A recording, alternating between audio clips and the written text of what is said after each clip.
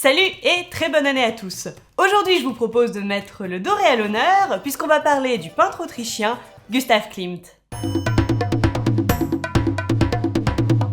Si le nom de Klimt vous est familier, c'est qu'il fut une sorte de superstar de l'art à son époque. En effet, son pays natal, l'Autriche, était très conservateur en ce qui concerne l'art. Il n'était même pas passé par la case impressionnisme, c'est dire. Klimt fait partie de ceux qui y ont apporté un vent de modernité en peinture. Et cela se traduit d'abord par le recours aux symboles. Il a par exemple réalisé, pour l'université de Vienne, un cycle représentant 3 allégories de la médecine, du droit et de la philosophie qui choquèrent à leur époque en raison de leur caractère impertinent. Klimt donne ainsi une figure et un corps à des notions impalpables comme la vie et la mort, l'attente, l'accomplissement, ou encore l'espoir.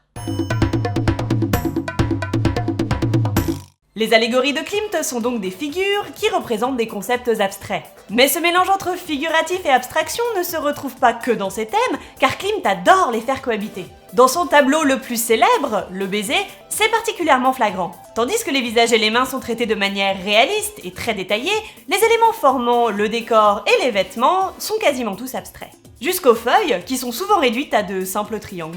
Ces éléments autonomes et abstraits, formes géométriques, effets de matière, zones de couleurs, etc., participent beaucoup au dynamisme de la composition. En les intégrant ainsi au tableau, en les faisant cohabiter avec le figuratif, Klimt fait d'eux bien plus que de simples zones décoratives.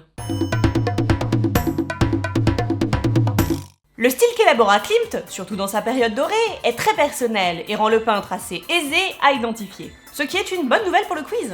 Peu de peintres ont, comme lui, utilisé la feuille d'or, très dense, en juxtaposition avec des zones délicatement peintes, créant ainsi un contraste de style, de matière, mais aussi de relief. Pourtant ce style très personnel est aussi constitué d'emprunts à d'autres arts. Les motifs ornementaux qu'utilise Klimt, par exemple, rappellent les arts byzantins et égyptiens. On peut reconnaître dans certains motifs floraux des inspirations japonaises. Si on regarde attentivement certaines courbes, on peut y voir l'influence de l'art celtique. Et les parterres de fleurs stylisées ne rappellent-ils pas la représentation du paradis dans l'imagerie gothique? Par contre, rassurez-vous, si tous ces styles sont mélangés dans une même toile, c'est bien du Klimt.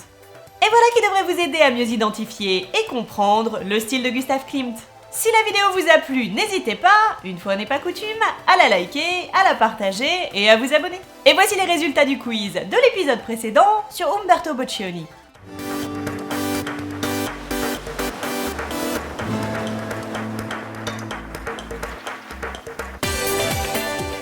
Laissons de côté le futurisme et passons au quiz sur Gustav Klimt, garantie sans doré. Essayez d'identifier laquelle de ces toiles il a peinte.